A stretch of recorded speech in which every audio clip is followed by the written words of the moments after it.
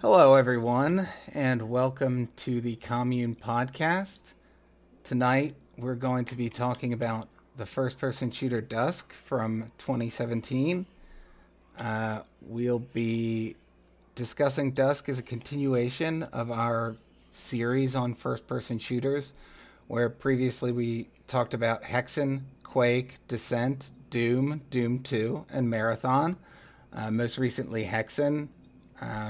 But it's been a little while since we recorded, so I'm just going to introduce everyone. We've got Golem, Hello. Shouty, Howdy. Adrian, Hey, and I am yourself. So, I have been playing quite a few random first person shooters in the interim since our last episode. Have you guys done anything first person adjacent? not really. Well, I can say for myself, you posted a link to that Bidofied Doom mod. So I've been playing Doom 2 with that. And something I realized is that Doom 2 has like the ammo layer and the map layer, or like the maze layer, and then the combat layer. And simplifying the ammo layer does so much more to make it approachable. So I'm enjoying Doom 2 a lot more now. Bidofied, that's Bydoffied. Yes. Can you explain what that is briefly? Yeah, so someone made a mod for Doom where the weapons are turned into like R-type inspired weapons. So instead of a shotgun, you have a helix laser. And instead of a chain gun, you have a reflect laser, stuff like that. And there's other little tweaks along the way, but that's mainly it. Right, so it uses a weapon set inspired by the classic 80s arcade shmup R-Type. So yeah, I thought that was interesting. I toyed around with Bidofied a little bit as well, and I think Shouty did too. And it's a newish mod. There's no map pack that goes with it, but it was like really fun and makes the game feel even more arcadey than Doom already does because you don't have to think about that ammo layer. And for me, at least, I have all the maps pretty well memorized at this point, so I didn't have to think about that either. Yeah, I think that was part of it for me that like I don't know the maps. And so it's easy to get flustered, hung up on I don't know how long the map is. Do I need to hang on to my shotgun ammo or this or that? And just like removing that calculation, it was a lot easier to engage with where are the map locks and keys. Shouty, what did you think of that mod? Um, yeah, I experienced most of the same thing where I didn't have to worry about the ammo layer. Although I do find the weapons, because there are no hit scan weapons, that it is a bit trickier to make sure my attacks hit, negotiating the geometry. The map pack I played was what the the thread demonstrated the map pack in with screenshots, and so I was unfamiliar with the map, so so I didn't play it with vanilla weapons at first. I played it entirely with the map pack weapons. So it was, for you, it wasn't maps that were packed in with Bidofied, but you played new maps to you with the new weapon set, so it was like a totally new experience. Yeah, What was the map pack called again? Equinox. Equinox. And that was like older, right? Yeah, it's early 2000s WAD. How, you've played other Doom mods. Is that, in terms of like total conversions, that's obviously not really a total conversion. It's only a weapon modification. But in terms of like weapon conversions, is Biodify like pretty typical of what you've played? Yeah, I'd say so. Just they're having a different set of weapons, I think, is enough to make it almost a total convert. If it had its own maps with its own enemies and own graphics, then yeah, it'd basically be a total conversion. Yeah, and it does actually have its own sound effects that it draws from R type, and even some like enemy effects that are really cool, like the way that enemies die is Yeah. prolonged explosion. That looks great. Hmm. So, what I played, or what is coming to mind for me, is I played the Quake expansion, Dimension of the Machine, which was recently developed for the source port, the official Bethesda whatever source port of Quake, which is on consoles and PC, and is a new like 5 episode, 2 maps per episode, but long maps, like 30-minute long maps. Basically, an entire new full length campaign for Quake. I think I know Shouty, you played it. I think Golem, you were looking at it, but you didn't play it. No, I played like the first map and checked out. Yeah. So I really enjoyed that. As that was like a modern map pack developed in the Quake engine. It was similar in a way to Dusk, in that Dusk is something that goes back to Dusk is obviously not a Quake mod, but it's something that goes back to the style of engine that Quake used, and so seeing something developed very recently, but as a full standalone package for Quake, reminded me of Dusk. And Dimension of the Machine, it has some similarities, one of which being that Quake was very limited by the amount of enemies, or the number of enemies that each map could sustain, and the number of enemies that could be on screen at a time, basically. So that in Quake, your encounters are usually with 3 or 4 enemies, and larger encounters might be more than that, but you're not going to see more than 10 enemies at a time in Quake. And Dimension of the Machine, like Dusk, scales that up. And this is actually similar to what Doom 2 does to the original Doom. It scales things up so that now you have a Quake map, or Quake maps, where you can fight like 20 enemies or 30 enemies at a time. And so you have much larger scale battles, and it just brings out different elements of the gameplay, I think.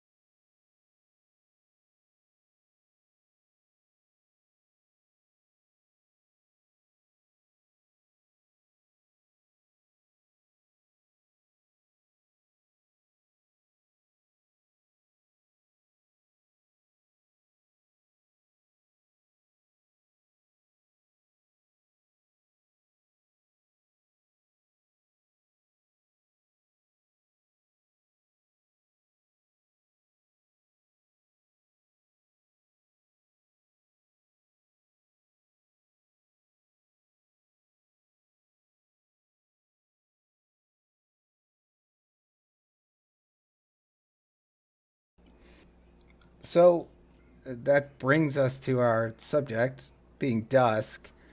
Dusk is, as I think probably anyone listening to this will know, a 2017 sort of one man developed first person shooter. Dave Szymanski is the developer who came up with the game.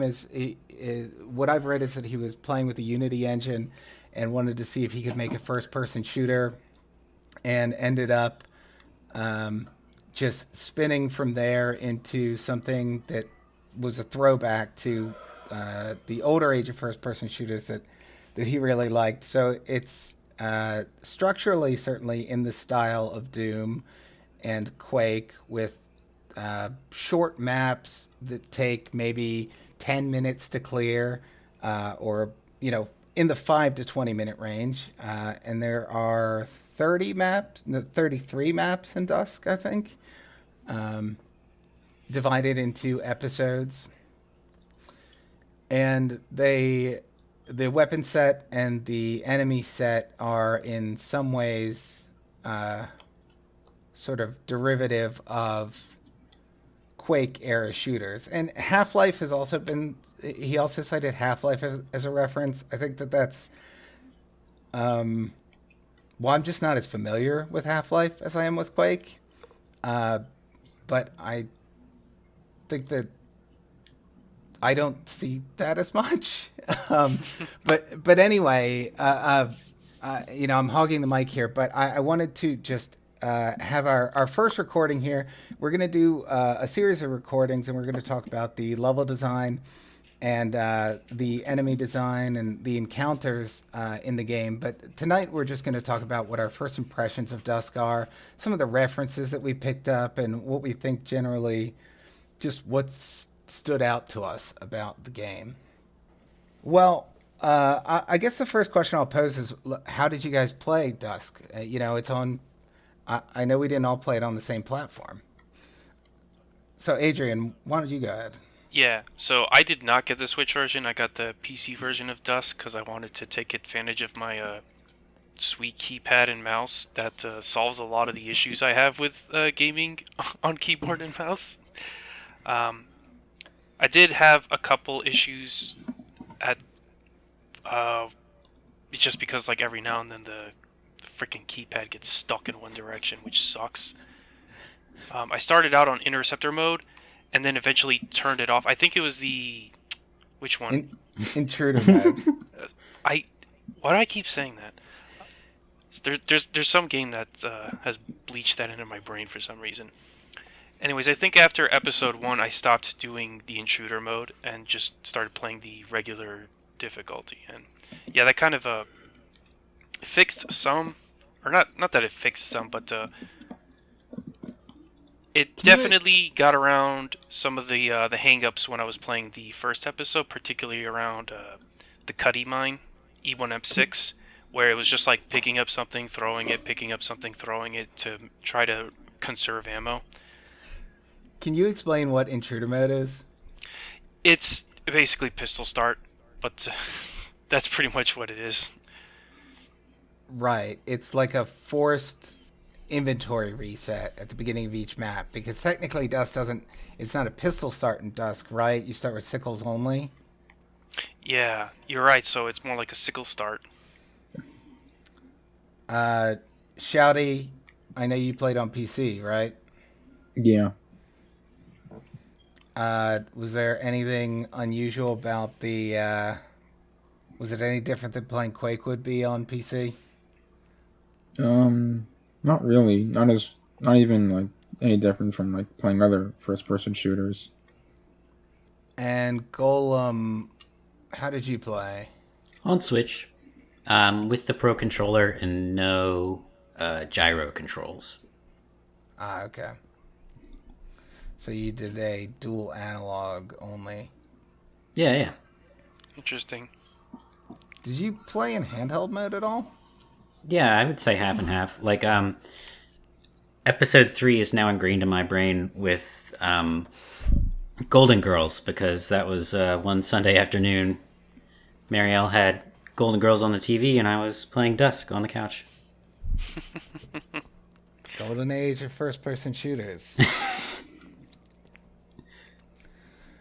So I played on Switch as well. I played with a Pro Controller, sometimes in handheld mode, and I played most of the game. Wait, I think I played through once without gyro and then once with gyro, because when it was first released, the gyro controls are kind of messed up and they didn't really work the way you'd expect them to. But that was fixed pretty quickly in an update. So The gyro controls are great now. I like playing with a gamepad and gyro controls almost as much as mouse and keyboard. And taking into account the convenience factor of it, I do like it as much. And Dusk is a pretty quick paced game, so having the gyro there, I think, does well. Certainly, when it came to using the sniper or the hunting rifle, I appreciated having the gyro. Yeah, so often with the hunting rifle, I would like tweak my aim right and then be too like oversteer, tweak my aim left and oversteer that way, and it was kind of comical. So having a finer level of control, I could understand being useful. So, Shouty, you played on Sarah Mieta difficulty to start with, right? Yeah. How hard did you think the game was?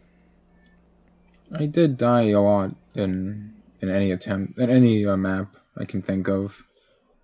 So I'd say it's pretty difficult. Not too difficult, though. Not like compared to playing other first-person shooters on like the second highest difficulty, the actual hard mode that isn't just bonkers crazy hard. Compare it to Quake Nightmare. I'd say it's about the same difficulty as that. What? Well, Quake the thing about Quake Nightmare is that, well, depends on which one you're talking about. You're talking about the remaster Nightmare or the original? No, I'm talking about original Nightmare. Yeah, original Nightmare on Quake is pretty can get pretty brainless sometimes. Man, I think it's hard. Well, yeah, I guess that would be getting into enemy behaviors and such. Well, yeah, and that's the thing about Dusk, right? That like Quake has shamblers, it has hit scanners, and it has really high HP enemies that take 10 hits to kill. And so Golem, I think you said one of the most distinguishing features of Dusk was the projectile-only enemies. Yeah. So do you want to just describe a little bit what that means? In first-person shooter lingo, hit scan means an enemy or a gun is pointed at something, and when the trigger gets pulled, the bullet is inside the target on the next frame. And then if you play more modern shooters, there might not be literal hit scan, but there's, tantamount hit scan where a bullet moves at a realistic speed that you're not going to like walk out of the way of. So something that's really too fast to dodge anyway. But with Dusk,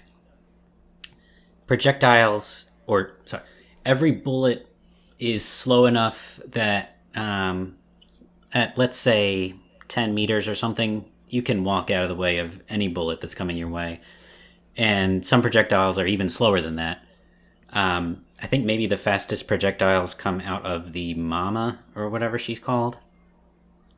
Mama is the mini-boss version, and the regular enemy version is called Sister, I think. That was called Cowgirl. Cowgirl, maybe? Squeaky Lady? I don't know. Anyway, and even her you can run out of the way of. So that was really distinctive, just being kind of green to first-person shooters still, and being able to see something and react to it. Yeah, and that, like, at a very simplified level, the idea of a projectile is that it's an enemy attack or a shot that you can see. You can see the fireballs coming for you. You can see the... what does anyone else shoot in Dusk? Squares? Voxels? Bullets? The goats shoot those little blood bullets or whatever the hell. Yeah, what are they shoot? They're like spitting blood at you, maybe? Maybe. I think those come up pretty quickly. Yeah, they basically do. hit scanning. For me, it's just the fact they're so small. Oh yeah, that would contribute to it too. So, given that all the enemies are or use projectile style attacks, which actually not exactly true. There are melee enemies, and technically you could call melee hit scan, but we just consider them melee enemies. But being is there, all the enemies are projectile based. That limits you to a certain segment of what the design space of Doom and Quake is. Quake is pretty light on hit scanners, but then the hardest enemy in the game is a hit scanner, so it sort of balances itself out. And Doom is a pretty even balance of projectilers and hit scanners. And I think Hexen was all projectile. Duke 3D leans toward hit scan, right? The only one that comes off the top of my head for hit scan is actually the Battle Lord. Well, what about the pig cops? Oh right, pig cops and enforcers. You're right. They've got a decent amount of hit scanners. And actually, Duke has a good example of what Golem was talking about of fast projectiles. The projectile or the laser bullets fired by the assault troopers in Duke 3D, those aren't quite hit scan esque, but they are much faster than what you see in Doom, and probably faster than what you see in Dusk either. They are. You only are going to see that for a couple frames before it hits you. So what I was trying to get towards was projectile speed. The projectile speed actually varies on different difficulties of the game. It is faster at harder difficulties. So I guess at this point I'm the only one that's played on multiple levels to see that. Yeah, I've only played on I Can Take It. Same. I was on. I can take it. Yeah, so I think that they're 50% faster at the on Dustmare. They're like, I think they're 25% faster on Sierra Miedo. This is all referenceable on the wiki. I should have looked it up before I started talking about this, but they're not insanely faster, but certainly if you switch from I Can Take It to Duskmare, you're going to need to recalibrate for the projectile speed. Shouty, you and I had a discussion about what enemy is more threatening: the goats that shoot blood, or the mages that shoot fireballs. Yeah, I said that the goats are more threatening, right? Yeah, you were on Team Goat. Yeah. I mean, they're faster and they shoot what I would consider basically a hit scan projectile. You think that those are impossible to dodge? Not impossible, but they do require some wide movements. Like you have to keep on your toes when you're around them. While the mages just toss a slow moving fireball. It's basically the speed of an imp's fireball in Doom. Just to make sure I'm on the same page, are we talking the tracking fireballs? No, no, we're talking about the smaller mages. Yeah. Okay. Regular fireballs. The white mages. The ones with the green fart gas around them. I didn't even notice that. But so Shadi, the goats, like, how do you respond to them? Like, they force you into cover? They just force me to like keep my distance, really, because I feel like if I try to close in on them, they're just gonna get me no matter what. So ideally I'd use a more ranged weapon like the assault rifle. While with mages I can easily take out with a shotgun. Okay, so there's like a danger radius that you draw around that enemy where you think you're certainly going to get hit if you come that close to it. Yeah. Yeah, I actually haven't played any maps in Duskmare yet that have those guys, but with the accelerated projectiles, maybe they would be pretty painful. Well, I put the mages in a higher class of difficulty because they have more HP. So the goats, I think the goat's official name is Black Phillip, but I'm not saying that. I'm just gonna call it the goat. Yeah. It's gonna be confusing to everyone here and everyone listening if we call them Black Phillip. But the goats you can always kill in one hit, so they're easy to scrub off. Where the mages, I feel like I actually need to get close to because I need that full shotgun blast to hit. If it's like a medium range shot, I feel like it's not going to kill them. I, what's making this consideration a little rough is that the mages are used so much more often, and I have a lot of memories of like hooking them around into infighting. Now I want to see what the goat would do in that situation, but they're pretty. I feel like they go away after the first episode.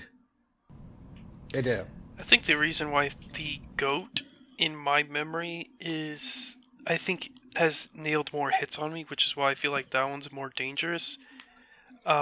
Is because whenever it is given the opportunity to be put in groups or wide open spaces where there's a lot more than just it by itself. Because those first couple levels, the Dusk's enemies are laid out. They're pretty one at a time. You round a corner, you see one guy. Around another corner, see one more guy. That kind of setup. But once you start getting into the more open stages, like like E1M7, Dead of the Night, that's when actually I don't remember if goats are in that one. But in those more open spaces, I think I'm more like E1M3 with the church. That's when the goats I found were more annoying, especially because the projectile was so small that I couldn't actually tell when it was shooting. So, you see an enemy run at you, oh, it's coming straight for me, easy target, shoot it in the face, but at some point, it would... They also had that magic ability of leaving a suicide bullet for me that I couldn't tell it was doing. So, it's that's one of the reasons why I feel like I think the goats have always nailed more hits on me than the clansmen did. And they don't literally fire a suicide bullet, right? You mean... They somehow always manage to get one bullet off right as I shoot them. As you shoot them, yeah. Yeah. Yeah, so the goats are like the bottom tier... so the mages or the clansmen, those are throughout the game. That is sort of the base enemy of Dusk. They show up, I think, a little more in episode 1 and episode 3 than they do in episode 2, but they're a pretty constant presence. But as you guys said, the goats only show up in episode 1, so what's the episode 2 equivalent of the goat? Those soldiers. Well, I would say the friggin' invisible guy, whatever it is. Wendigo? Oh. Yeah. Adrian, what would your pick be? I feel like I'm forgetting an enemy, but the only reason I'm saying a Wendigo because the weird thing about the goat is it looks like your rushdown enemy, but it actually still shoots a bullet at you, so it's not completely a rushdown. So the goat is unique in that sense. I don't know if there's another equivalent, because even the Wendigo can't shoot at you. If anything, episode 3 has more what I consider equivalent, which is the weird stickman dude with the big open mouth.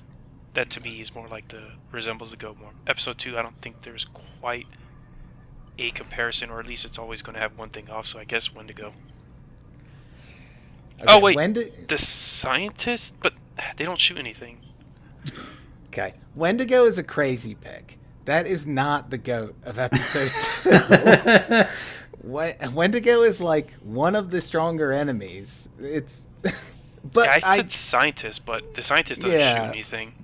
Yeah, I don't think it's a scientist either. I would, well, I'm not the authority on this, but I would agree with Shouty that the soldier fills the same role as the goat. What do you guys, Adrian? Why do you disagree with that? I mean, that makes enough sense. The soldier. I guess it's just because the appearance that the soldier doesn't look like it runs at you.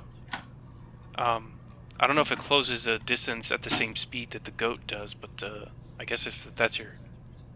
It does Actually, have a closer analog to the goat then. you actually have a good point about the appearance, though, in that the goat is sort of a half height character, right? Like, Yeah. you have to aim down a little bit at them, Yeah. whereas the soldiers are roughly one character height. Mhm. Golem, how do the soldier projectiles work? I think they aim at you and shoot 3 times, and they're not terribly accurate, right? Isn't there like always one that leans left, one that leans right? I don't know exactly how it works. Shouty, do you have a better idea? Aren't they just like a vertical spread or like a diagonal spread? It always seemed like that to me. But do you think it's a consistent pattern? I don't think so. So it's a scatter, or more so Yeah, than it's, a it's spread. like a scatter, but I can't really describe the shape. It's just 3 bullets coming right at you in whatever shape they can. I guess like the shotgun patterns from Doom, but if they were projectiles instead of hit scans, and with fewer shots. Yeah, Doom has scatter. We did a whole podcast on non-determinism in Doom and talked about the randomized elements of it. So Doom has scatter applied to the shotgun, which is a projectile weapon, and to the chain gun and handgun, which are also hit scan weapons. But then the projectile weapons in Doom are all perfectly accurate, basically. The plasma gun, the rocket gun, the rocket launcher, the BFG, and enemy projectiles as well are all perfectly accurate, right? Yeah. Or well, accurate is not counting like auto aim assists. Oh, yeah, that's right. Because you've got the vertical auto aim as well as some very minor horizontal aim correction. Yeah. So the scattered projectiles that the soldier fires makes it distinct from anything you see in Doom. What about, is there an equivalent to that in Quake or any of the other games we played? What about the Death Knight in Quake? Ah, the Death Knight. That's true. The Death Knight is the only one that does a spread like that. But is it the same thing, or is it It's not. or is it like a random scatter? That one I don't think is random. No, It does it's just not. seem to be like a fixed 5-way spread that it does. Right. I don't think that's... I'm not sure. And in Because the animation's the same, but do the bullets come out on the same frames all the time from the animation? I think in Doom you might have an argument for a Mancubus, but that's also a stretch. No, Mancubus is consistent. Right. Yeah. But it's a spread. It's It's a spread. There's a difference between 3 bullets shot at the same time versus shooting 3 bullets in rapid succession. Mancubus shoots 2 bullets at a time in rapid succession. Right. He does a He 3 does- He volleys. shoots left. He Yeah, shoots he does- right, then left, then down the center. Right, 3 pairs. But Golem, you were just saying, like, in the general sense of a spread projectile, right? That's what you meant, or a projectile that's not directly at the player. Yeah, yeah. Yeah, certainly in Doom, I think the Mancubus is the closest equivalent, but I think that the scatter does, like the Mancubus, I know that we've talked about weaving between the Mancubus projectiles because you can predict where they're going to be. So even when you're up close with him, you can sort of get in between the shots, Yeah. which is not something I really felt I was able to do with the soldier spread in Dusk, Oh, you're getting or too the close. horror for that matter. Well, yeah. So you're saying that you would fight the soldier from a distance great enough that you can fit in between his projectiles. I actually, I mean, I think a lot of the time the level design puts you in a pretty tight spot with a soldier where you like pop out around a corner and shotgun it right away. But I was just playing Erebus Reactor last night, and that has soldiers up on the top donut, and they'll be firing at you from all the way across the arena, where it takes like, you know, you have time to make a coffee before the bullet gets to you. Yeah. I actually played that map yesterday as well. That was one of the few that I played on Duskmare, so that was a place where I had to be really concerned because Duskmare is one-hit KO mode. So I had to be really careful about those scatter projectiles. And those soldiers that were up on that catwalk were the first thing that I went after because I knew if I left them up there, I would just be having random crap flying through the map all the time. Yeah. I think that level in particular was one that, well, I don't know if we want to get into this subject now, but we had a conversation in one of my sessions about some of the distances in the shootouts that you have in Dusk versus Quake, where sometimes they really are just tiny blotches of pixels on the screen, and that's just fairly distinct from Doom and Quake. No, I think that's a good thing to bring up because that is one of the, talking about broad distinctions. Yeah. That is something, and that's something that I was alluding to with regard to Dimension of the Machine as well, where that, again, you've got larger draw distances than Quake could do. So you can have these really large open arenas that don't really show up in the original Quake campaigns. Right. I think the one, I guess, speaking to the benefit of the projectile only or projectile mostly enemy roster is like you don't get some of those awkward situations like what's Romero's level in Doom 2? It's E1M15, I think, that has the secret exit. Industrial Zone. Yeah, that one where it's just like, oh, a chain gunner that I couldn't even goddamn see, which like shot me like 3 miles away. Thank you. God, you just reminded me of the other thing I played in between, which was Plutonia, and you haven't played it yet, but you just described like half of that game. Yeah, and I think also you don't run into I don't know. That map also brought to your attention. It was like, these shotgunners are not using their shotgun as a shotgun and almost using it as just like a wider sniper rifle. Because goddamn, the distances that they would attempt to shoot you with a gun like that. Yeah, which is exactly the flip side of how you can use the shotgun as a sniper rifle in Doom. But you don't have to in Dusk, because Dusk has the hunting rifle. Yep. I wanted to ask, it occurred to me that the hunting rifle being like a very particular, precise, long-range weapon seems out of place in an otherwise like fast and bouncy shooter, and like Quake itself doesn't have a sniper rifle, so like would you say, are there other fast-paced shooters that have rifles or like long-range sniper rifles?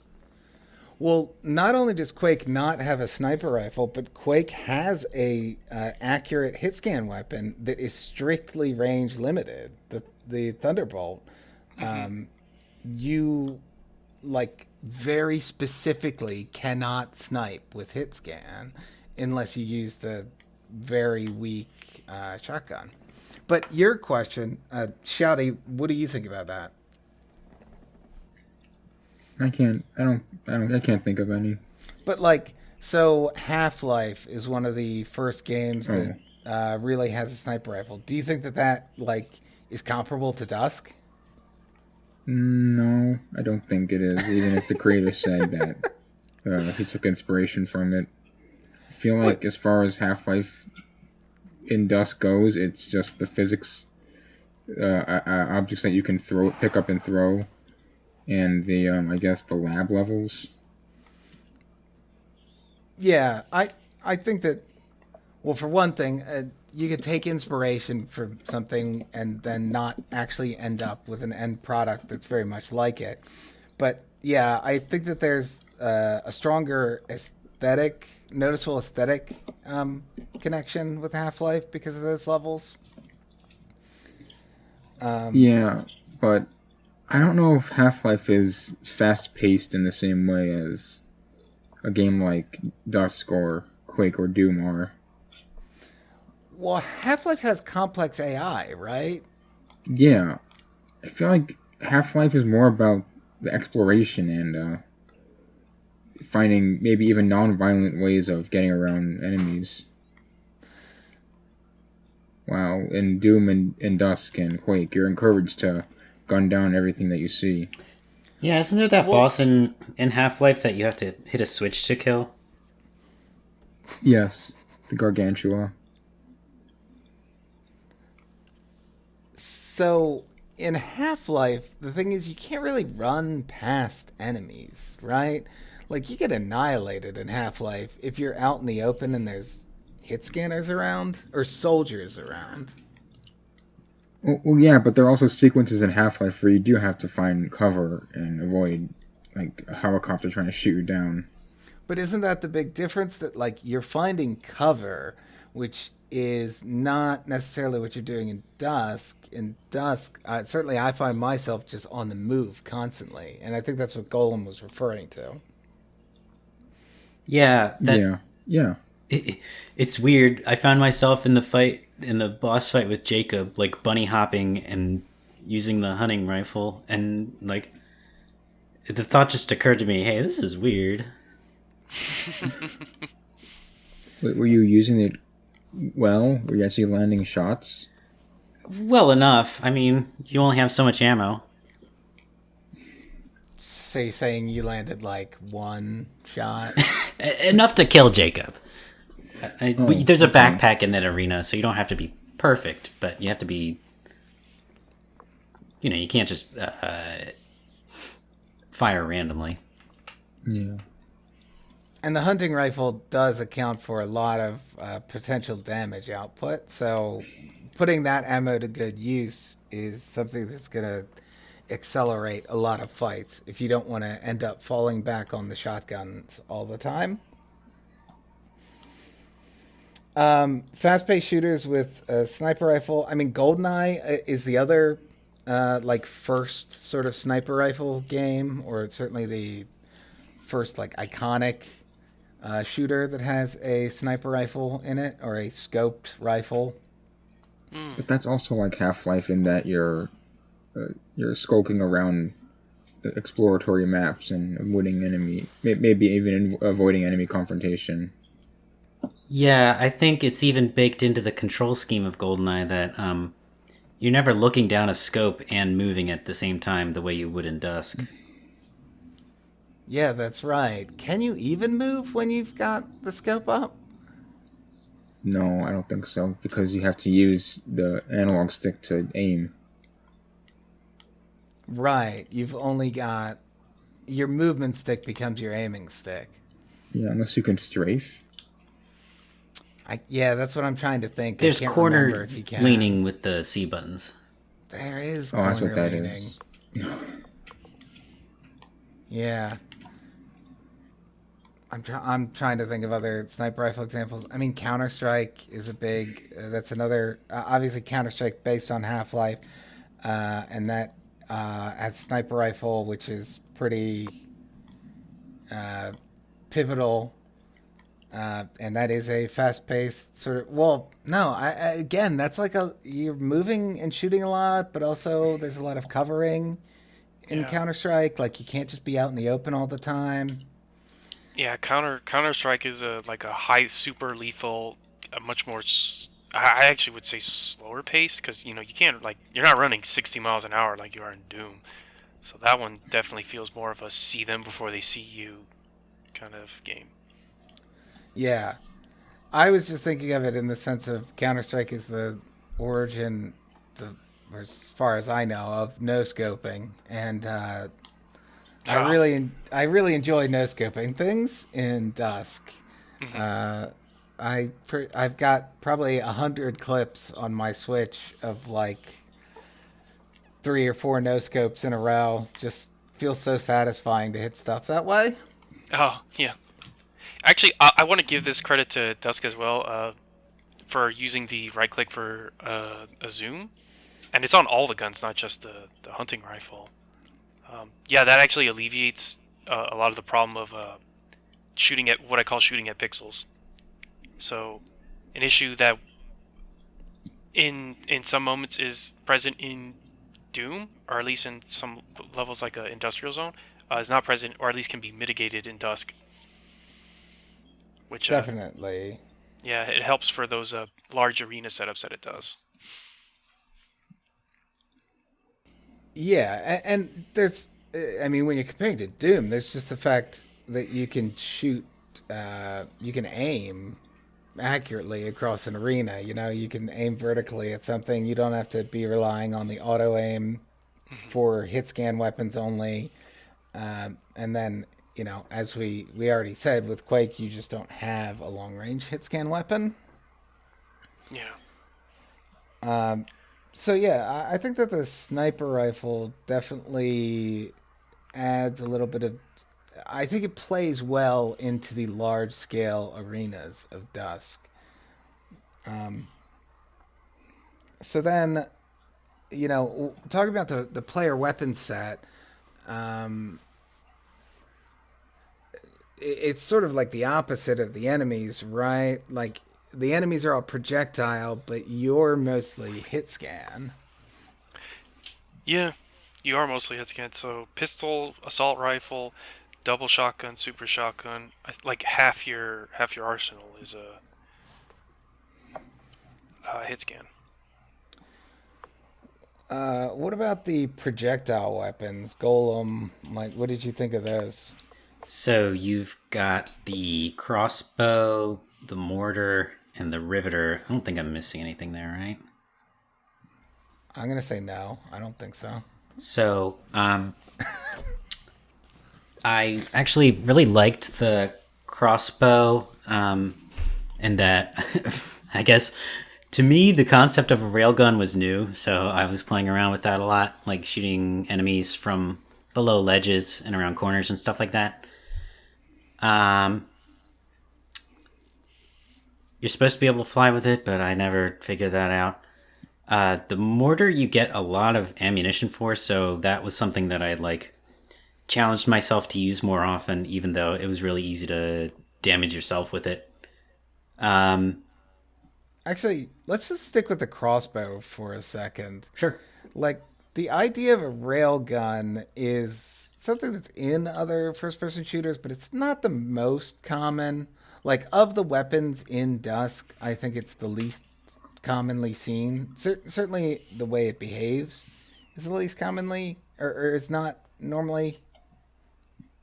I just don't have a lot of comparison points for it. Half Life has a railgun, right?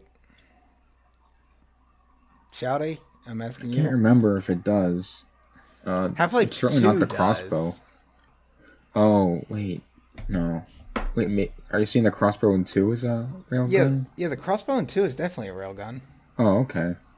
What about that? I'm just spitballing here. That seems like the kind of thing that would be in Red Faction. You're gonna have to find someone that's played Red Faction. I am not one of them.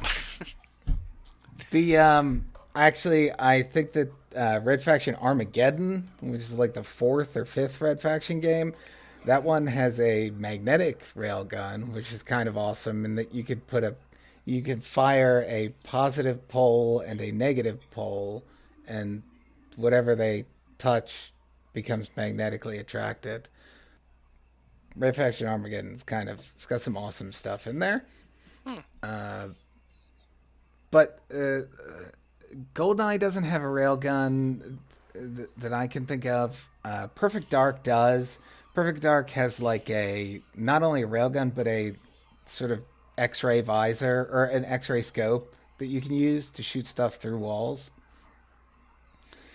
which is pretty devastating in multiplayer.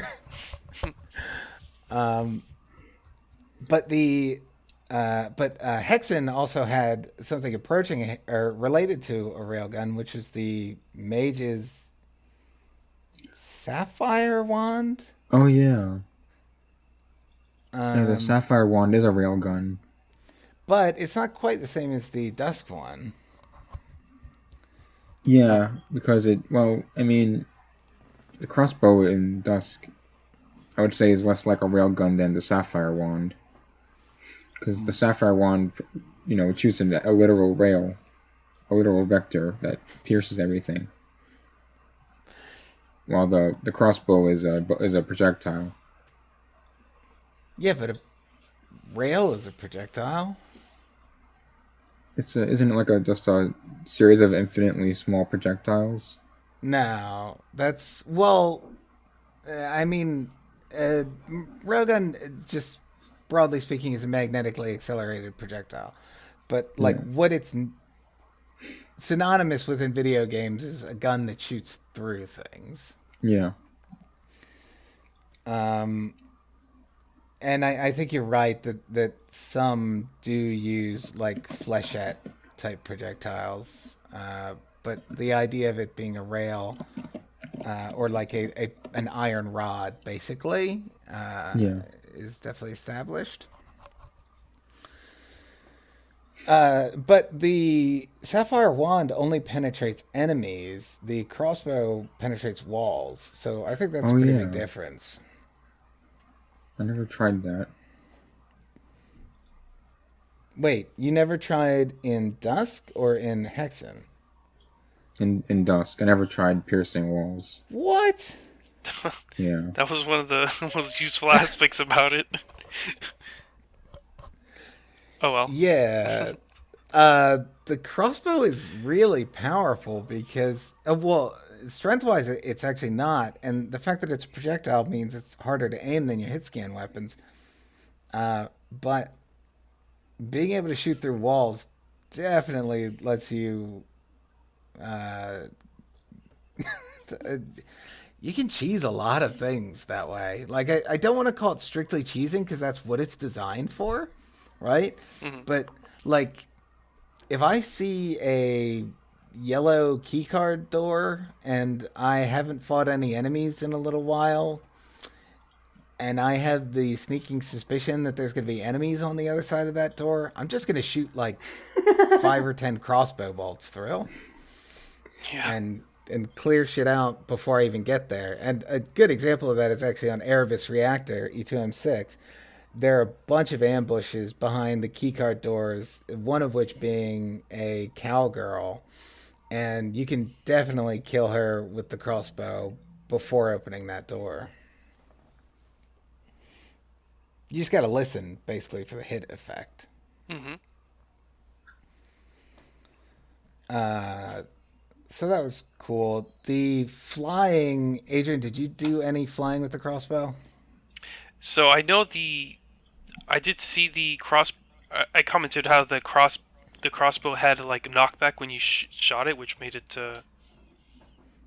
feel fairly unique compared to other weapons, where even the riveter doesn't kick you back. But no, I haven't done any flying. Actually, I think I did it on accident once when I picked up one of the fast fire totems in E3. It was the one that's kind of like a city. I think it's Brimstone Ghetto. Okay. Because there's like one right at the beginning, and I think I did that on accident. But it was funny. Yeah. E3M2 Fire and Ice also has a pretty good setup for it. Because at that point, crossbow is one of the only weapons you have, and there's a fast fire totem that's at the top of a large room that has like lava falls going down it.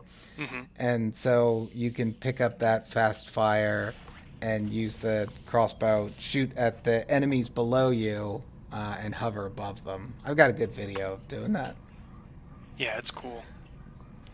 But yeah, I mean, that comes from the fact that the crossbow has that recoil or that like pushback, basically, when you fire it. Mm-hmm. Do we have so weapons that recoil in the sense of like your aim moves up is something that is fairly common in first-person shooters. I don't know that it's necessarily in games of the Dusk reference period. Like I don't like Quake. Your aim doesn't move when you shoot, right? Right. Doesn't move when you shoot any of the guns. Yeah. The assault rifle, well, I mean, the pistol and chain. The pistol is the only one where in Doom where its aim is random, so it's kind of the effect of like a recoil, but without literally moving your aim. Right. The first shot of the handgun or the chain gun is more accurate in Doom. Yeah. Which is actually something that's replicated on the assault rifle in Dusk. Mm-hmm. What did you guys think about the dual wielding? I thought dual wielding shotguns was cool. Dual wielding pistols actually made the pistols a useful weapon. It doesn't feel like this trash thing that you throw out. And dual wielding shotguns, like just the idea of it, that was cool because I liked dual wielding shotguns because Quake has a really fast paced shotgun, and so throwing another one in there lets you shoot faster, and it felt like that gun again. Yeah, it's also just like the image that comes to my mind is the scene from Terminator where Arnold just shoots a shotgun with one goddamn hand. I think he actually broke his hand doing that. That's the story, yeah. But it's badass to shoot a shotgun with one hand, so he's doing it with two. That's why. Yeah, there's a pretty big coolness factor to it, and he reloads the shotguns the same way that Arnold does in that scene. Yeah.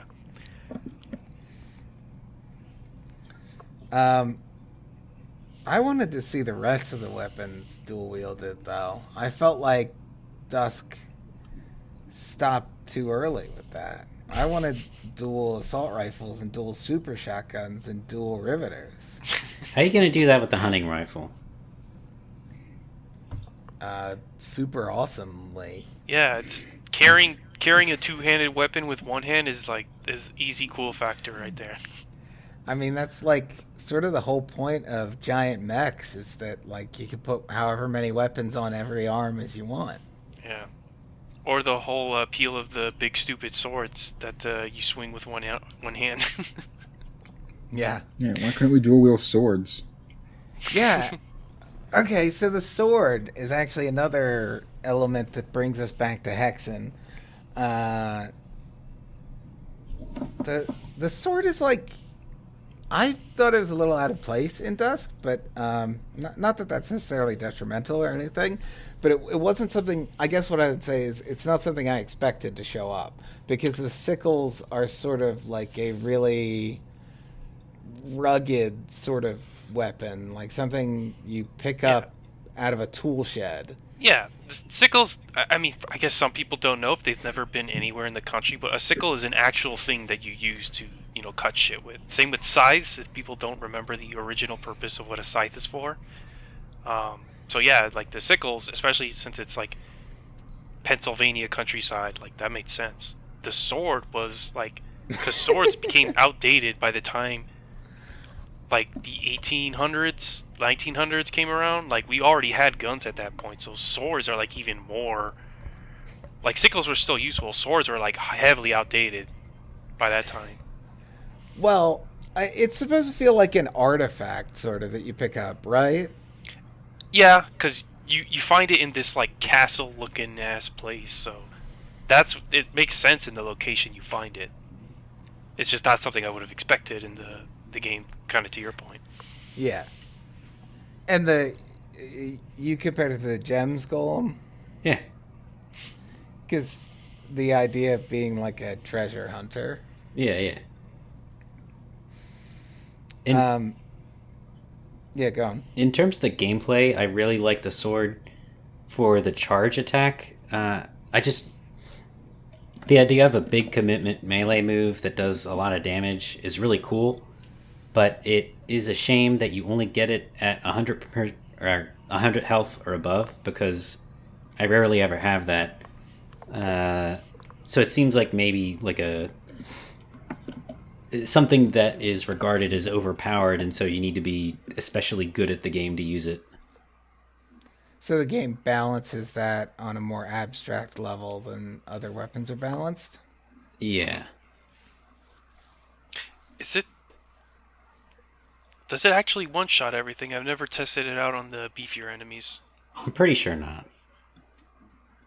Oh, it doesn't? I see. What about bosses? Yeah, that'd be something to test. Like how much health does it remove from one of those bosses? Yeah. I also never really. Well, I think playing the game just to play it, not to experiment, really. I never bothered using the sword against like a mama, or I mean a cowgirl, for instance. So that would be one where it could have some practical use. It does kill a Wendigo in one hit, and those are pretty sturdy. That's cool. Yeah. I know a Wendigo can take like 2 super shotguns.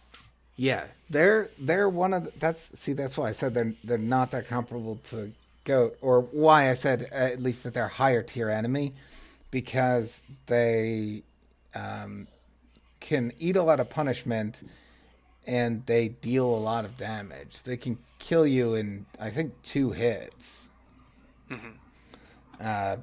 depending on the difficulty mode that you're playing in. Right. Shadi, did you ever use the sword? Yeah, I did. It's fun. I think it's interesting that when you get the sword in earlier episodes, it doesn't tell you that what you can do with it. And the special thing about the sword is that you can use it to deflect projectiles Yeah. from enemies back at them, and at the cost of morale. Okay. That's weird And because I distinctly remember the game telling me that. Really? But Yeah. Adrian, are you thinking of E3M1 though? Yeah. Yeah, it tells you that in episode 3, but not if you get it in an earlier episode. Oh, Right. okay. That's what you mean.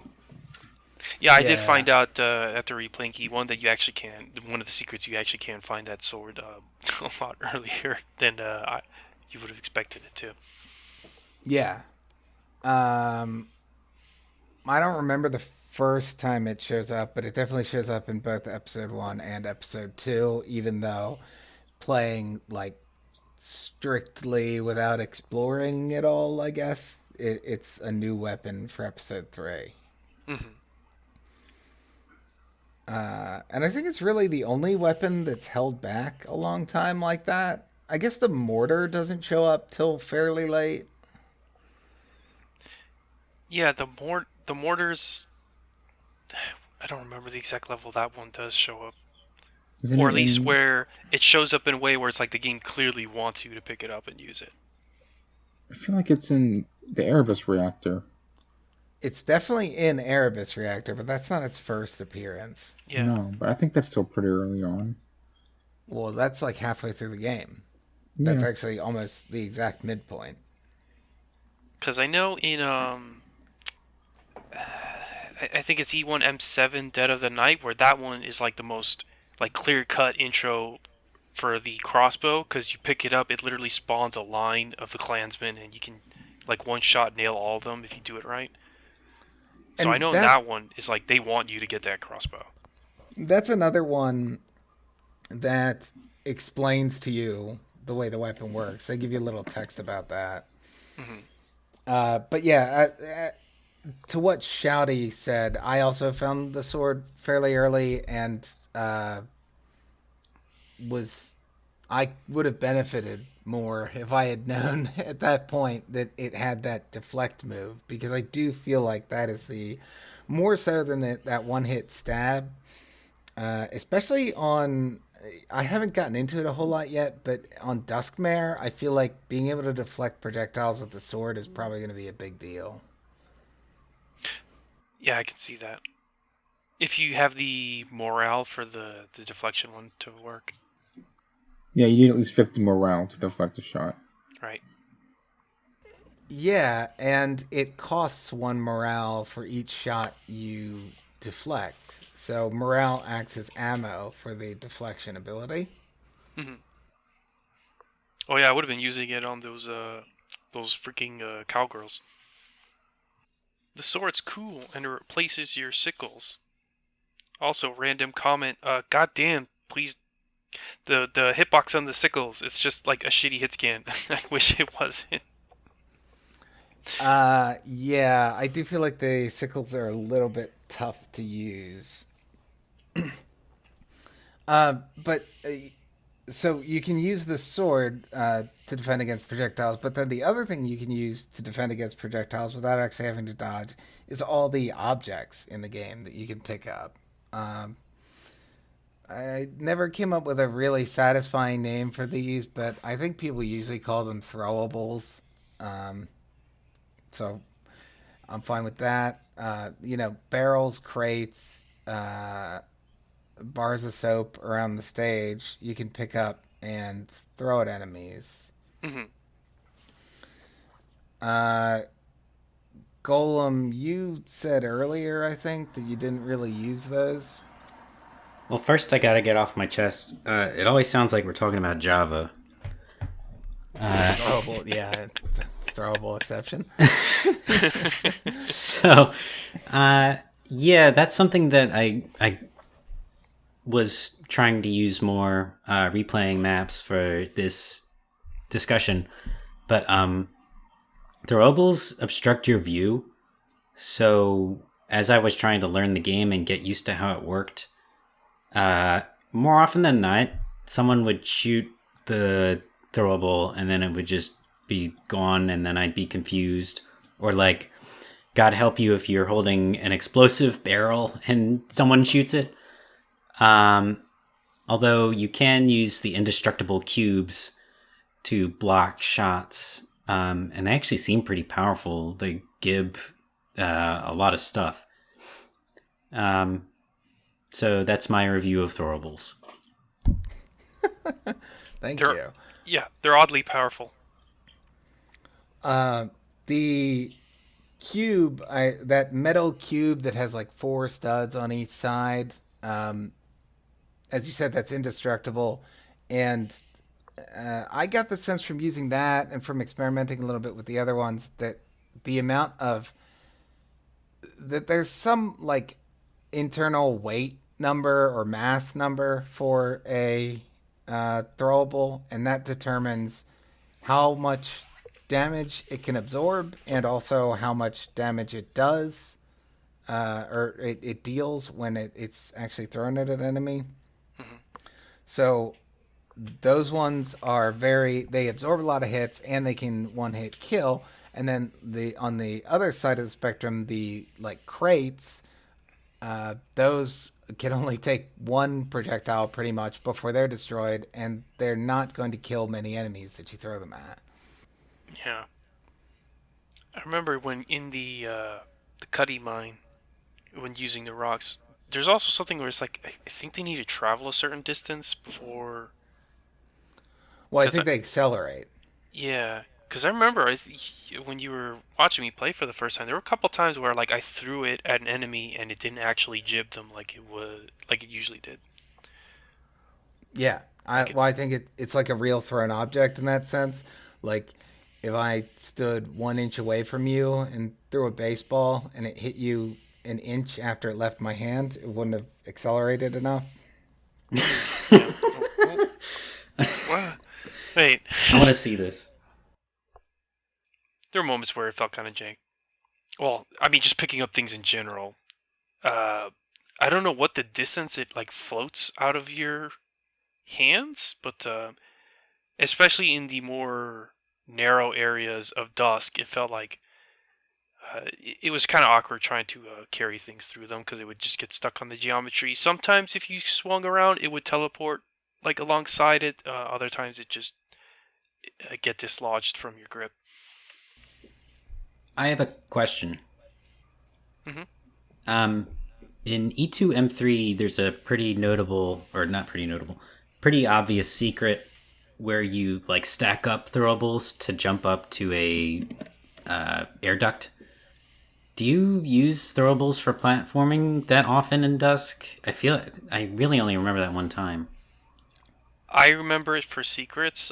There's one in E2M1 where there's like this fenced off electrical station that you also use it to jump up there. Oh, It's also how I used to find the secret exit in episode 1. So, yeah, stacking things on top of each other and using them to reach higher places, I think that was, I mean, I only just listed 3 examples, but I did make use of it in Dusk. Shouty, remember when we were trying to figure out how to get to the top of that barn? Yeah, I remember that. We were like stacking barrels on the track in E1M2. There's that barn that has you can see it has the health cross on top of it. Mm-hmm.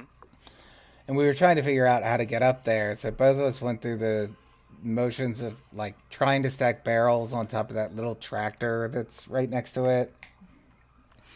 And so it can get, when you're stacking throwables on top of throwables, it starts to get like pretty, Jenga E. yeah. Like you gotta jump.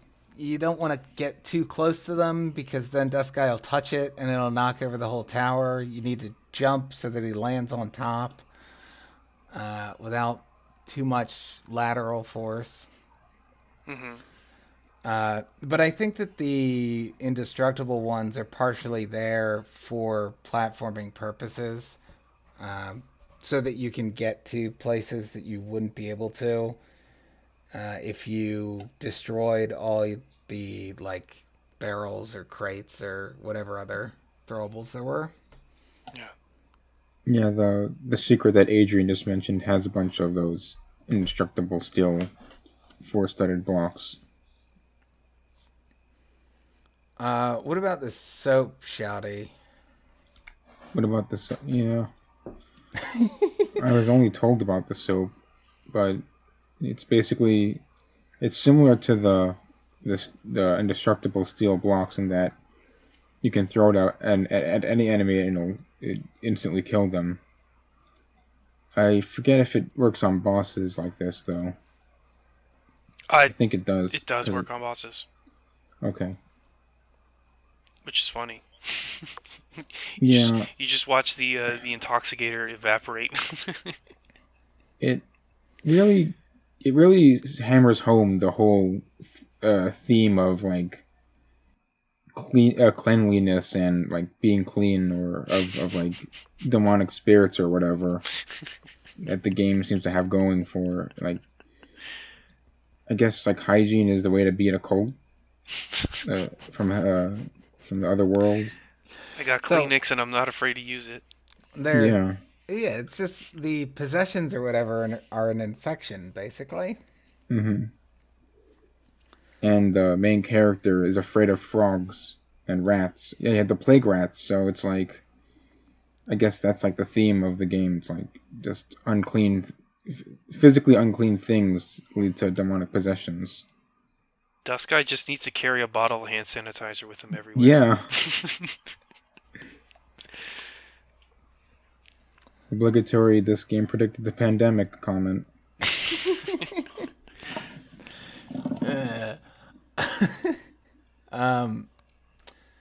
Well, I don't know what the crossbow bolts are made out of. There's some kind of green magic stuff, so maybe that could be some sort of antiseptic agent.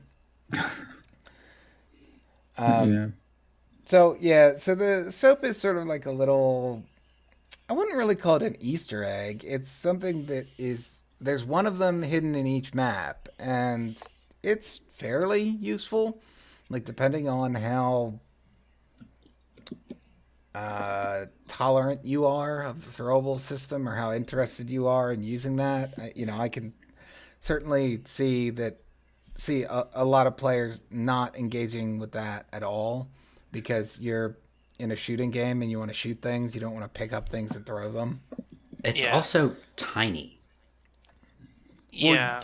it's slippery. It goes to one of the things about the fact that picking up and throwing things is not as easy to use because it's almost a little bit of the issue with the melee weapons where it's just like make sure you line up your tiny crosshair on that because the game otherwise has no goddamn understanding of look, I'm trying to pick up this thing. You don't need to be so anal about which pixel is on top of the object.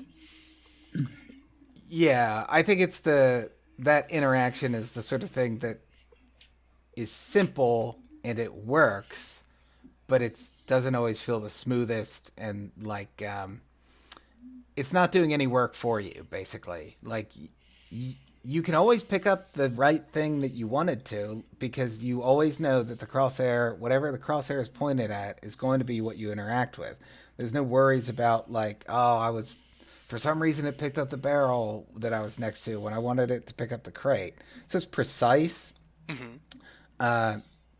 but at the cost of a bit of clumsiness or whatever clumsiness the player brings to it, basically. Right. I mean, You have to be good at picking up things. right. Like I remember, I can't believe I'm bringing this game of all things. It's like in Borderlands. Like it is not a struggle to pick up your ammo. In fact, they even have a where if you hold to the pickup button, it'll just like magnetize all of them into you. So it's like Borderlands is what I look at. It's like Borderlands has the same thing, and it's like not a pain in the ass. Obviously, you don't pick up and throw them, but you do have like loot that you pick up in that game. That is absolutely not the same like clumsiness I experienced when trying to just pick up things in Dusk. Yeah, that makes sense. What you're saying about it, like magnetizing towards you. Hmm. The throwables definitely are a Half-Life derived elements. I would say Half-Life 2. Half-Life doesn't have that, I don't think. Um, but certainly it reminds me a little bit of using the gravity gun. I mean, you didn't need to use the gravity gun. You could just pick up stuff. So I like the throwables. I actually think they're cool. To me, that was one of the aspects of Dusk I got more into. I enjoyed experimenting with them, and maybe part of that was that the first time I played through the game was entirely on intruder mode, and so when you are more limited on ammo, the throwables are like a environmental based weapon. Yeah. There's something that the level design can lay out for you and that you can seek out in a similar way to the way that in Doom or Quake or Dusk, you can seek out secrets. If you're stuck, you're out of ammo, you just want to power up, basically, you can backtrack into whatever areas you've already cleared of enemies, and you can go looking for secret ammo caches or weapons that you missed. And that was what I found myself doing in Dusk, but not looking for weapons, looking for throwables instead. Like, where is a explosive barrel that I can use for this next setup? Like, using explosive barrels as a counter to ambushes is something that I would do. Yeah. I've got a video of doing that with Big John, where you could just set up a bunch of explosive barrels and where he spawns in, and let him blow them up in his own face. But then the soap is the natural extension of that. It's the combination of secret hunting and throwable hunting. You seek out basically the best throwable. Right. Yeah. No, I like the. I really. I. If I was to perhaps do a little bit of mind reading for why I think the throwables is in the game is like I sometimes I get the feeling that Szymanski was also a fan of Deus Ex, and in Deus Ex you can also pick up and throw shit, and he might have also put a little bit of that into the game. Well, Deus Ex, I think, is in the DNA of first-person shooters for sure. So, Yeah. Intentional or not, it's a good reference point. Yeah. And of course, I also appreciate the environment interactions, and it gives that one extra layer of interaction where, oh, there's TNT barrels in the environment. Oh, I can like control where they are, and that's another point of strategy. So one of my favorite ones is the exploding barrels. Some of them don't explode right away. Greg commented how sometimes you're carrying one and then an enemy shoots in. It's like, oh, great, and it lights up, but it acts more as a timed explosive. And those are the ones that I really like. Is like, oh, I'll pick up a barrel, I'll pop a pistol into it, and then throw it and watch it blow shit up. The red ones are the more dangerous ones. Right, the gas cans. Those Yeah. are the ones that blow up immediately. And the gas cans are also used for another unique feature of Dusk, which is the cracked walls.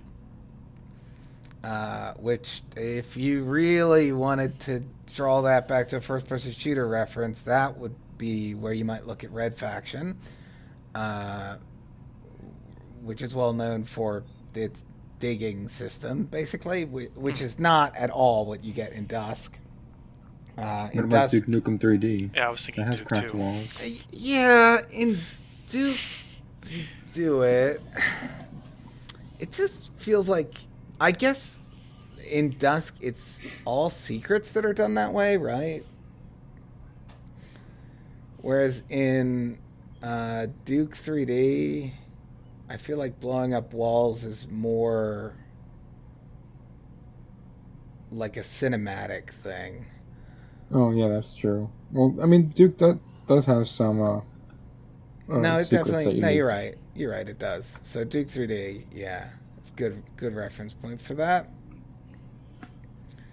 But then in Dusk, it's a little bit different because that is something that you can do with the Riveter or the Mortar, which are weapons that you might not have ammo for, or that you might not get, or that you don't get until somewhat later in the campaigns. Certainly, if you're playing intruder mode, you're not going to have the Riveter and Mortar on hand all the time.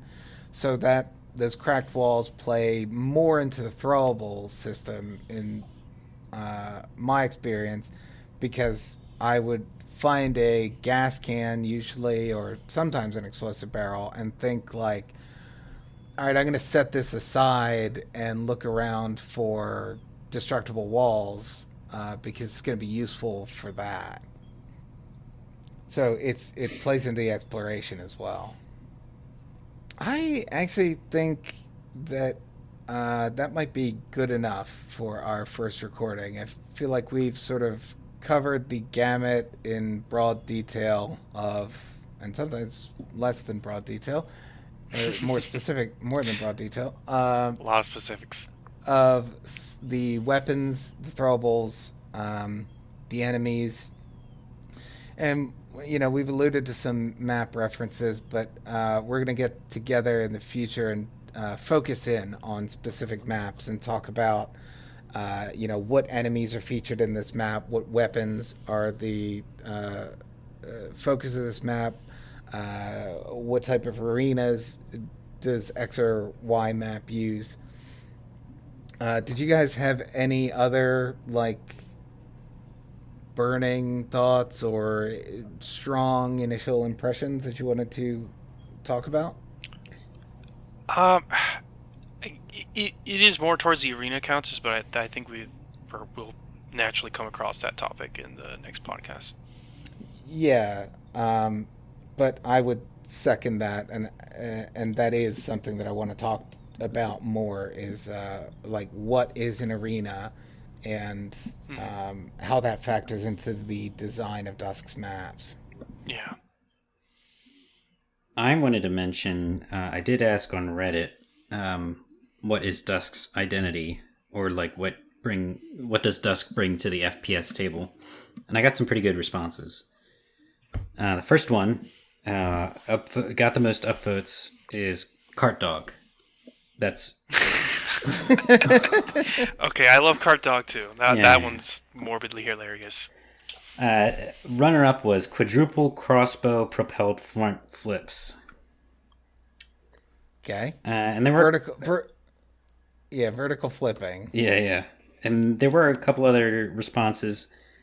The one that made me furrow my brow was movement. No FPS game gives you complete control except Dusk, and so I kind That's of a. wondered like what how is Dusk unique in movement as opposed to Quake? I mean, bunny hopping is easier, like way easier. Like all you need to do is hold two keys and jump easier. Shade, do you feel like the control in Dusk is more precise, or More freeing and loose. Yeah, I would say yeah? so. Just this, especially because of the flips you can manually do. I do think that that aspect of vertical flipping, it's not something, and vertical flipping is that basically there's no minimum angle, so or on the y-axis. So of course in any first-person shooter, you can turn 360 degrees on the x y plane. I guess I'm gonna mix up axes now. So on the lateral plane, you can always turn 360, but on the vertical, the z-axis, you usually have a maximum and minimum angle so that you can't look straight down at the ground, and you can't move to negative angles when you're in the air. But Dusk does enable that. That's something that we saw in Descent, which is obviously different for a lot of reasons. Hmm. But if you want to talk about degrees of freedom, I think Descent's got it beat. It's got Yeah. all 6 degrees of freedom. Yeah, I wouldn't say I had complete control in Descent just because of the momentum. You had too much control in Descent. You had so much control it didn't fit on the fucking keyboard. It barely fit on the keyboard, I should say. Yeah. But yeah, momentum, I really haven't actually paid attention to how much momentum Dusk Guy has versus Doom or Quake. You have pretty much none, right? Like you can stop really like on a dime in Quake. I feel like, is that right, or am I misremembering? I'm gonna have to test. Yeah, off the top of my head, I don't remember. I just know that Quake's the origin of bunny hopping. I Yeah, don't remember sliding down the stairs in Quake the way that I do in Doom. right. Yeah, I feel like Doom Guy has. If you're used to later first-person shooters, Doom Guy is sort of like a bowling ball. That's a funny way to put it. But Dusk, I think you have pretty precise control in terms of, or pretty limited momentum. Like you can change directions very quickly, if not instantaneously, in Dusk. And the other move that's unique to it is or unique from these older games, is the slide. Oh. Oh yeah.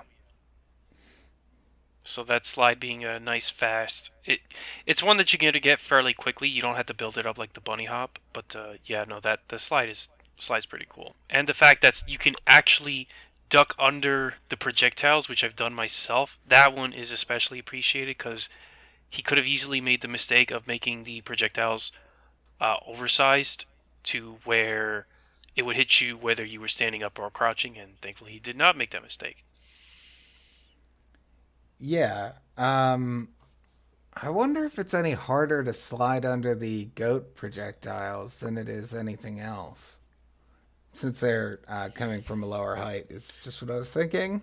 Yeah, you might be able to jump over it instead. Yeah, you probably can. Hard thing to time. But the slide is a way of that actually increases the amount of momentum you have. Maybe just by nature of accelerating you. I'm not sure. But basically, I think the experiment is an example of where you can circle strafe an enemy in a slightly different way than you would in a game that doesn't have some sort of momentum preservation or inertial preservation technique. So when you slide, you continue with momentum in the direction you were moving, but you can turn somewhat without redirecting all of that. So you can slide orthogonally to the boss and then turn back towards the boss and shoot it quickly while you're sliding. Hmm. It's, I guess I'd call that a high level technique. I mean, it's not something that you're forced to do, and it requires you to be kind of quick on the controls. But I think that it is fairly fluid if you uh, screw around with it a little bit. Hmm.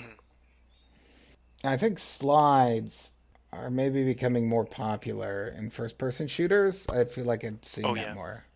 Apex Legends, like that, immediately off the top of my head, that one comes to mind. Okay. And it's a cool slide too because you like as you do it on a slope, you just go like way fast. Oh, like Super Mario Brothers 3. Yeah. Um, Uh, I guess one lingering comment I have, but is a little bit on the identity, or at least what I think it might be. If that's okay to do it now, or just save it for later. I just want to talk one more second about the slide. Okay. Sorry. Uh, does Doom Eternal have a slide? No. It's behind the times. Yeah. Does Doom Eternal have like other cool movement techs? Well, I mean, just like how Mega Man has the slide and Mega Man X has the dash, that's Right. what Doom Eternal has. Ah, okay. So you do have like an accelerate button, but it's a Yeah. dash. And like Mega Man X, you can have a mid-air dash. Unbelievable. Doom guy air dashing. Does seem silly. Uh, that was the extent of my additional questions about the slide. So go on, Adrian, with what you were going to say. Oh yeah. I think part of like the identity of Dusk.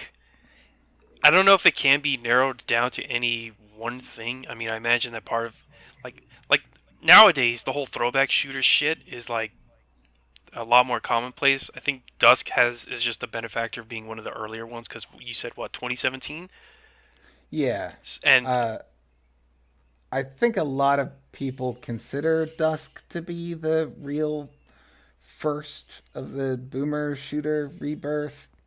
I think that's a slightly it's a more complicated question than the scope of this podcast allows, but for the purposes of ease of understanding, it sort of birthed the trend. okay. I mean, so besides that, with Dusk, I would just say like it's just a culmination of a lot of little things. Like every noteworthy idea, like the Escher Labs is one that stands out, and then what's the one where you like fall off the world and then you come back? Uh, Homecoming E3M7. yeah, that one. So a lot of it is just like little stuff like that, and then of course the rustic Pennsylvania aesthetic too. That one's neat because I don't think that's it's a different brand of the horror that I don't think actually was done in any of the earlier shooters. Wait, Shouty, you said that it reminded you of Redneck Rampage, and that's why you didn't want to play it. Yeah. That's what I said that. Yeah. Oh, okay. So, I get. uh, Redneck, yeah, I encourage you to look up Redneck Rampage I've actually seen that box afterwards. art of that game. That's why I know about it. Yeah. But Thankfully, Dusk is not that similar. yeah, I mean, I did not hear it was a good game. It was just like the only other game that used the engine that Duke uses. Uh, Yeah, the build engine. That's what it's called. Well, Blood also uses the build engine. right. Oh right, you're right. Redneck Rampage is like the fourth build engine game. It's like the build engine game is Duke Nukem 3D. Then Civi would refer to them as the holy trinity of build engine games as Duke, Blood, and Shadow Warrior. And then it's like, well, if we really have to talk about other games in the build engine, then the next one to come up is Redneck Rampage. That's unfortunate. Yeah, there are actually probably a dozen or so games. I might be exaggerating a little bit, but there are a number of other games in the build engine. Duke 3D isn't even technically the first, I think. But yeah, it doesn't really matter here. But yeah, so the Pennsylvania aesthetic, what you're saying is something that the developer said was another inspiration for him, basically. Aside from existing first person shooters, the idea of rural Pennsylvania was something that's where he grew up, I believe, and is something that he wanted to recreate in the game. And I think that is, I agree that that's a pretty cool idea, and I think it comes across quite well Yeah. as someone that grew up in rural America. Like, this is a not like condescending version of it.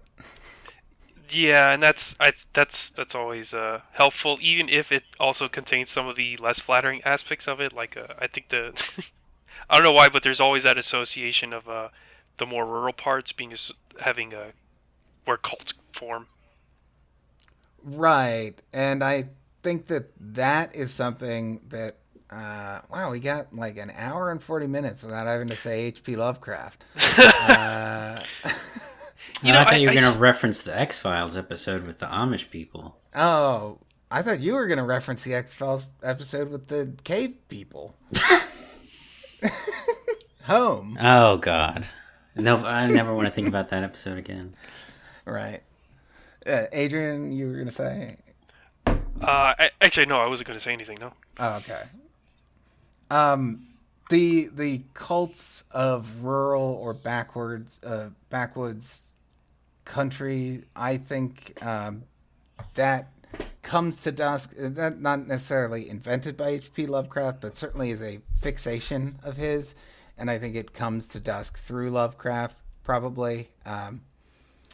As far as I know, Lovecraft coined the term "white trash" to describe Appalachian people in the Appalachian Mountain region of America, which would be like rural Pennsylvania, rural Virginia. What? Yeah, I was Pretty going sure to that say term West Virginia. predated Lovecraft. Sorry, say again, Shouty? I'm pretty sure that term predated Lovecraft. White trash. Yeah. It either way, he notably uses it Okay. to describe them, which yeah. There was something else. I'll say something else about it after the podcast. Yeah. When all Dusk had to go was its first episode, like just someone having a very clear art direction for the game is incredibly helpful. So, and having that attention to detail as well. So, yeah, that gives this game like a huge boost in its, people taking note of it. Yeah, it's not a Doom clone or a Quake clone at all on the aesthetic level. Certainly relatable to those, but not a clone at all. Yeah, it's like you could probably make it like especially if you live there, if you made a game in like I don't know, say like the Pacific Northwest, and just like all the things that make that area of the country unique, and then just put it into a game. It's like yeah, so you can develop an attractive visual aesthetic for your game. Yeah. So it helps that he had that for where he grew up.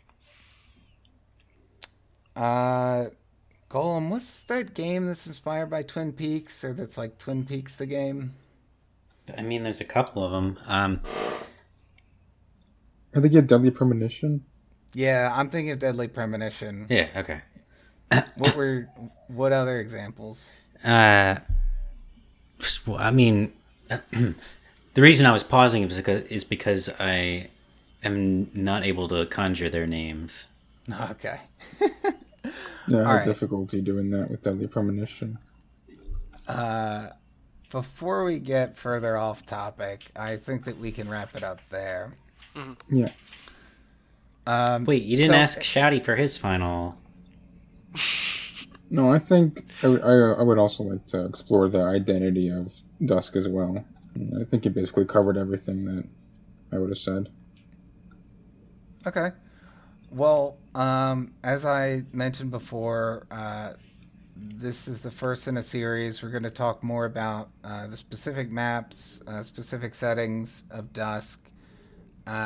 But I wanted to get everyone together just so that we could sort of cover the basics of the game and get our perspectives in line or juxtaposed against one another before we get into a more specific discussion.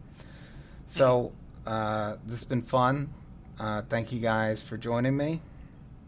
Yeah, thanks for having us. Yeah, it's been great. And this is the Commune Podcast signing off.